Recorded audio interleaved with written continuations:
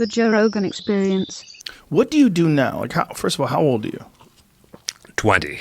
You look great. Thanks. Thank you. Great haircut, too. Thank you. Yeah. I like it. How old are you really? I'm working on being 20, Joe. Let's stick with that. Going back? Yeah. I'm 52. Are you older than me? I'm working. We're both working on going back. How about we stick with that? Don't want to be judged based on my age. I understand. How often do you train these days? How often do I train? Almost every day. Almost every day? Yeah. Just doing something differently?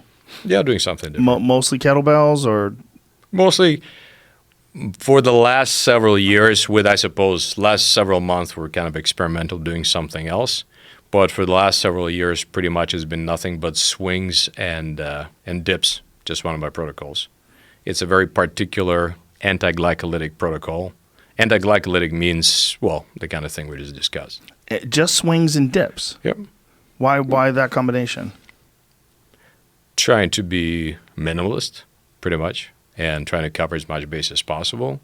Also trying to do things that my body likes.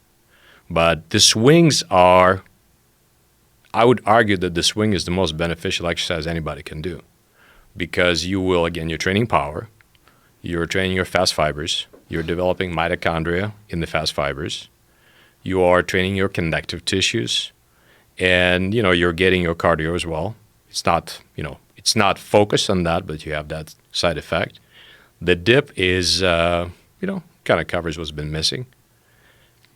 I like the idea of very minimalist general strength protocols that just have pretty much a hip hinge and a press.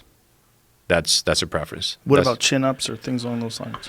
Sure, it's great. I'll do them sometime. But you will find, to your surprise, that if you do swings powerfully and if you do dips or push-ups powerfully, chances are you're not going to lose your chin-ups. Really? Chances are, for most people.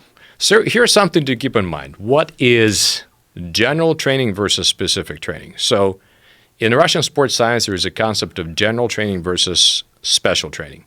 Special means sport specific, pretty much. So the general training can be strength, can be something else, gives you a foundation for everything else. And it's characterized by a high degree of carryover. So for example, if you decide to do barbell squats, you know for a fact that you're going to jump higher, you're going to run faster, you're going to hit harder, and so on and so forth. If you decide to go leg extensions, you can be sure that you're going to get better at leg extensions. That's it. So general exercises are the ones that are fairly simple to perform and give you the greatest possible carryover. So that's what you do. And then after that, you start adding your more specific stuff. So let's say that you want to increase the number of chin-ups you want to do. Well, you got to do chin-ups. So that's a specific practice. Absolutely. So chin-ups are great. One of the things that I noticed that I thought was really weird was when I started doing kettlebells, things that I wasn't doing, I got stronger at. Yeah. Like I wasn't doing dips for a long time. Like I didn't do them for months and months. And I was just doing kettlebells. Mm-hmm. I was just doing cleans, presses, snatches, swings, a bunch of different squat protocols, overhead squats. Mm-hmm. My dip went through the roof. Awesome, though. But it was so strange. It was like we call this the what the hell effect. So that type of carryover, some of it we can understand, some of it we can explain, some of it we can't. But yeah, we've had the kettlebell swing, for example, increase the performance of world champion powerlifters and top marathon runners at the same time. It's a very bizarre thing. And again, some of it I can decipher, some of it I can't. But hey, we'll take it, right? What do you think is going on there, if you had a guess? Okay, so it's a number of different things. One is the type of breathing patterns that we use, for example, for endurance, that helps strengthen endurance. So we use this pressurized breathing that increases your strength on exhalation, so that pretty much increases your strength at any kind of exertion, whether it's punching or lifting. And at the same time, we are also training our muscles, that inhalation muscles as well. And so developing these muscles is really important for your performance. So that's just one of the aspects. Another aspect is this is kind of interesting. Mr. Haney was a coach for Donnie Thompson. Donnie Thompson he broke the 3,000-pound total record in powerlifting some years back. So I'd known Donnie for some time, so Donnie kept hurting his back and his deadlift was stuck. So we met. I showed him some kettlebell stuff. He started doing that, invented a couple of cool things of his own as well. So 9 months later, he added about 70 pounds to his deadlift, 100 pounds to his bench press, set the total record.